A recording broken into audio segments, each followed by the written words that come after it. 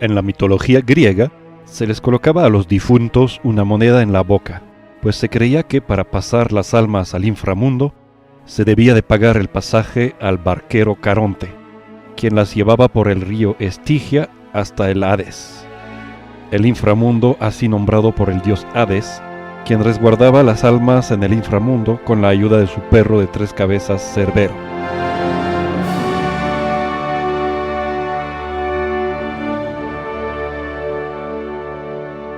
Pero a inicios del siglo XX, un pequeño objeto celeste estaba por convertirse en el inframundo del sistema solar.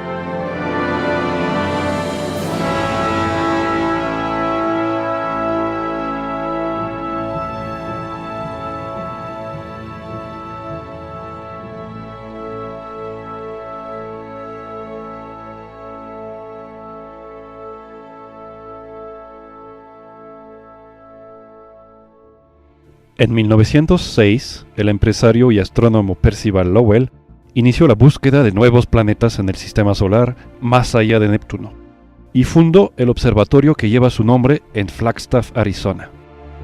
Fallecido en 1916, su discípulo Clyde Tombaugh continuó la tarea de búsqueda que consistía en tomar fotografías del cielo a intervalos y comparando dichas tomas para detectar objetos que respecto de las estrellas se estuvieran moviendo.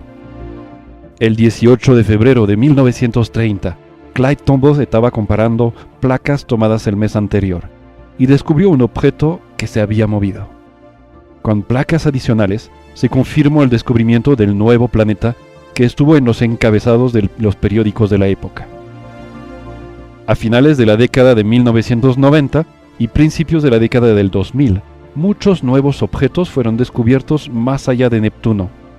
Uno de ellos en particular, Eris, descubierto por Mike Brown y su equipo con el telescopio de 5 metros del observatorio del Monte Palomar, y con un tamaño prácticamente igual al de Plutón.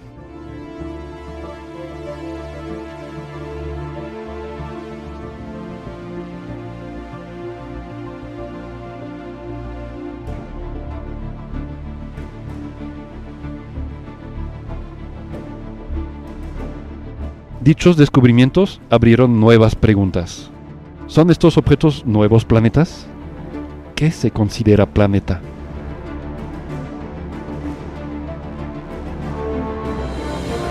A inicios del 2006, un cohete Atlas lanzó la misión New Horizons, enfocada al estudio de Plutón con el lema La primera misión al último planeta. El inicio de una travesía de más de 9 años por el sistema solar.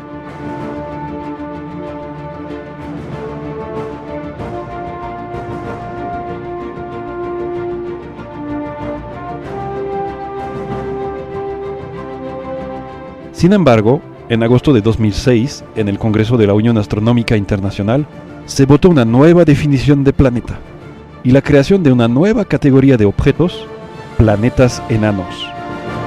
En esta nueva definición, Plutón ya no se considera como planeta, sino como planeta enano. Esto se debe a que Plutón solo cumple con 2 de los 3 criterios para ser planeta.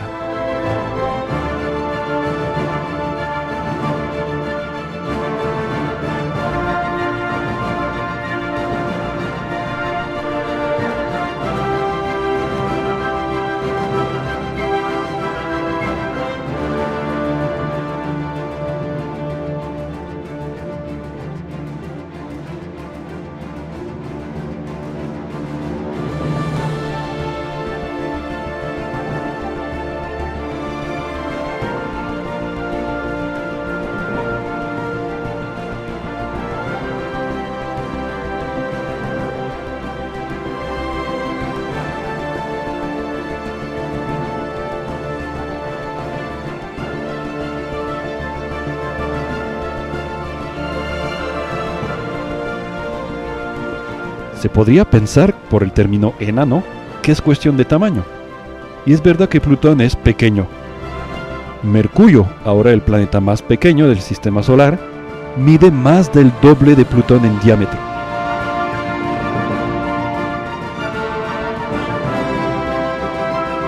Incluso nuestra Luna es 50% más grande y 5 veces más masiva.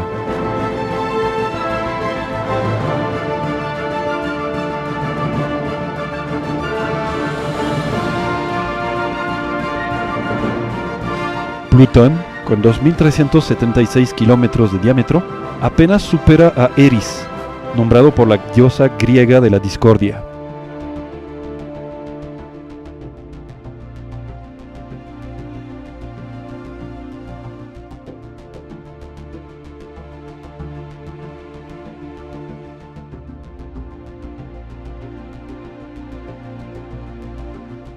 Hasta la principal luna de Plutón, Caronte, tiene cerca de la mitad de su tamaño, apenas por encima del planeta enano más pequeño, Ceres, ubicado en el cinturón de asteroides.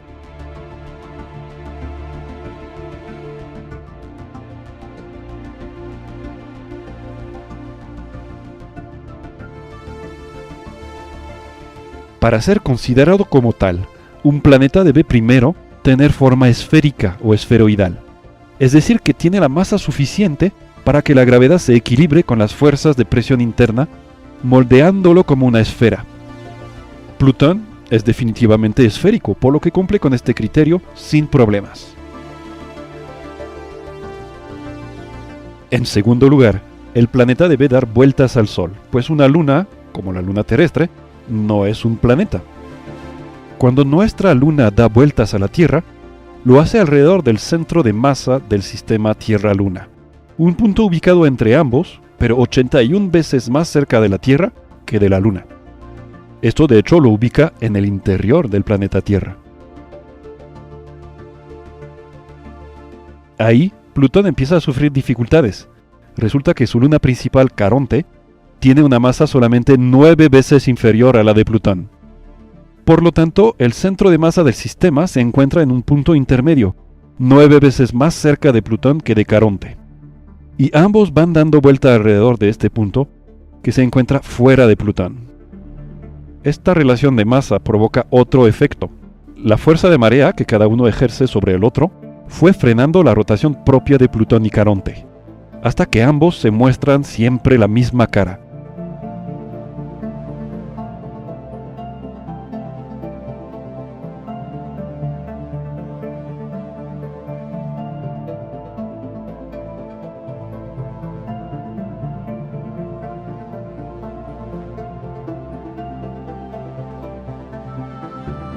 Si viéramos Plutón desde Caronte, se le vería siempre en la misma posición durante toda la traslación, que dura 6 días y medio. Igual que la Tierra si la vemos desde la Luna, al apuntar siempre la misma cara hacia ella.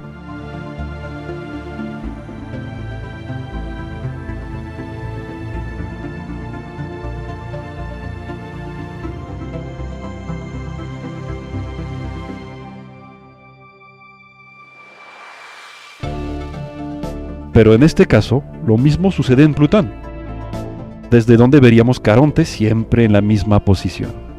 Aún así, se considera que Plutón, la masa principal del sistema, da vueltas al Sol y cumple con este segundo criterio, lo cual ya lo califica como planeta enano. Pero falla en el tercer criterio para volverse un planeta. Un planeta debe ser el astro dominante en su órbita del sistema solar y haberla despejado de objetos más pequeños. La órbita de Plutón es particularmente excéntrica, por lo que en algunas partes de su órbita Plutón llega a estar más cerca del Sol que Neptuno.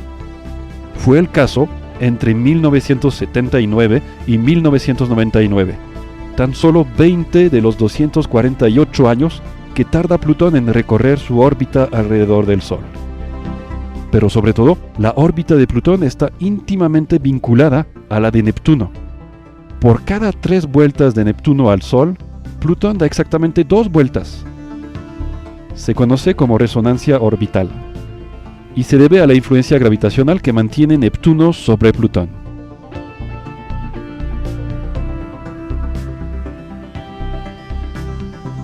Este ritmo que relaciona ambos planetas y el hecho de que la órbita de Plutón está inclinada respecto de la de Neptuno, hace que no existe ningún peligro de colisión entre los dos.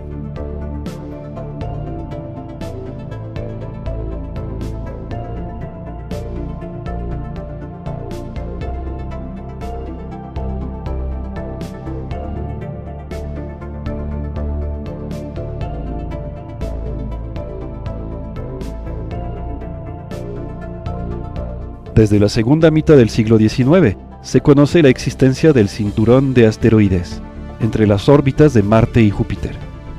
Hoy en día se conoce más de 1 millón de ellos en este cinturón que se encuentra bajo la influencia gravitatoria de Júpiter, quien impidió que se formara un objeto más grande en esa zona.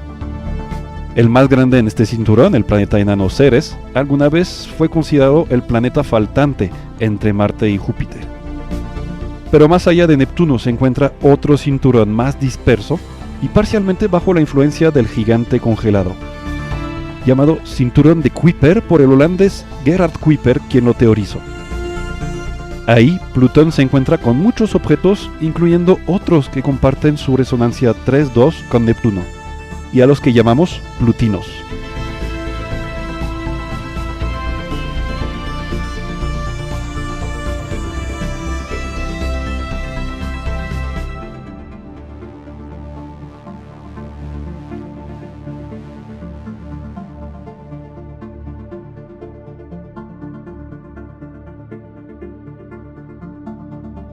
Pero el ser enano no hace menos interesante a Plutón. A su llegada al planeta enano en julio del 2015, la sonda New Horizons empezó a fotografiar y recabar datos con sus instrumentos. Por la distancia entre la Tierra y Plutón, las señales de radio tardaban más de 4 horas en llegar a la Tierra. Era imposible que los operadores en Tierra pudieran controlar las acciones de la sonda. Todo tenía que ser programado con anterioridad y esperar que todo saliera bien.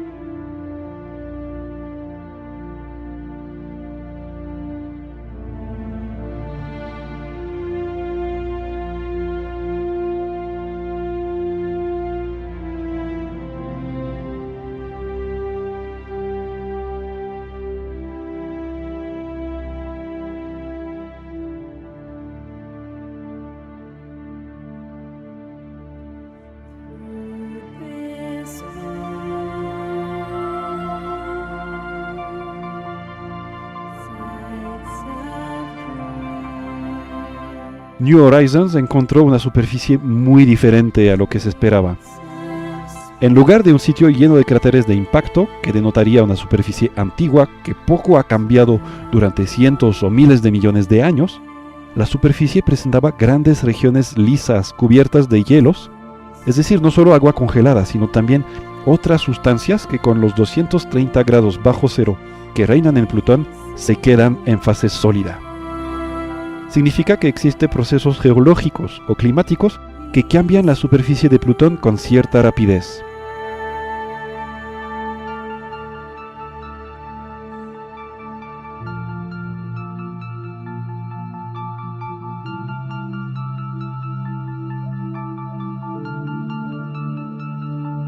La presencia de montañas en Plutón puede ser la evidencia de vulcanismo frío, el cual confirmaría la presencia de un manto compuesto de hielo de agua, sugerido por la baja densidad del planeta enano.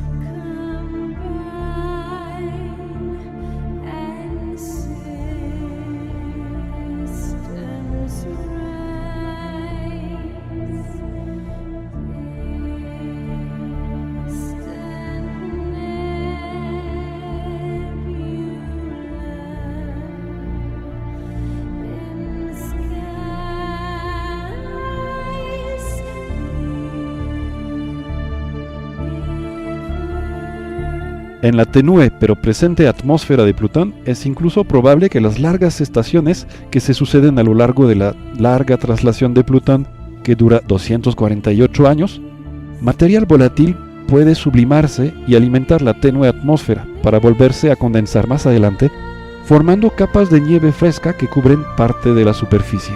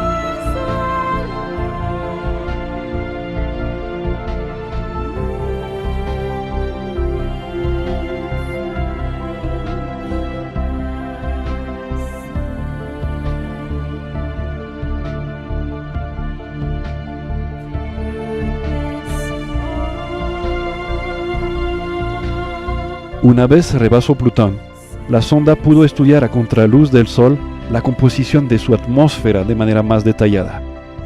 Compuesta de nitrógeno, metano y monóxido de carbón principalmente, y con una presión unas 100.000 veces menor que la de la Tierra.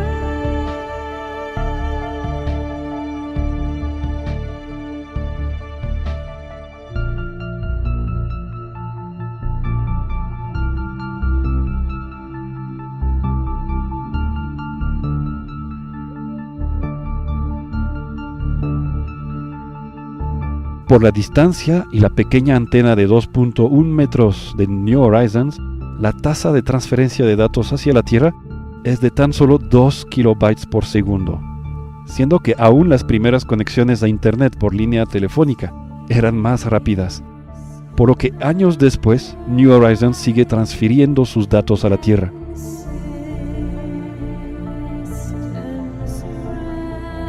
Además, New Horizons visitó otro objeto llamado Arrokoth en su camino hacia los confines del sistema solar.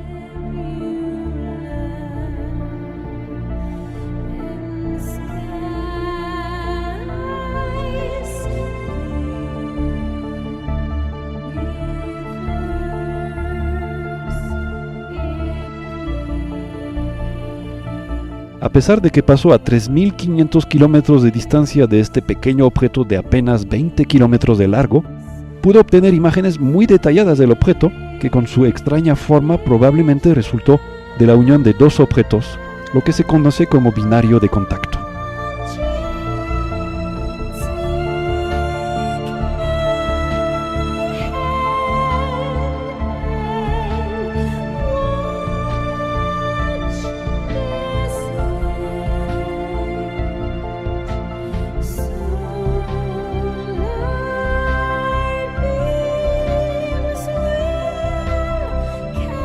New Horizons nos ha revelado que el inframundo del sistema solar resultó ser un objeto mucho más vivo de lo que se esperaba, y que a pesar de ser enano, el interés que despertó su exploración fue colosal.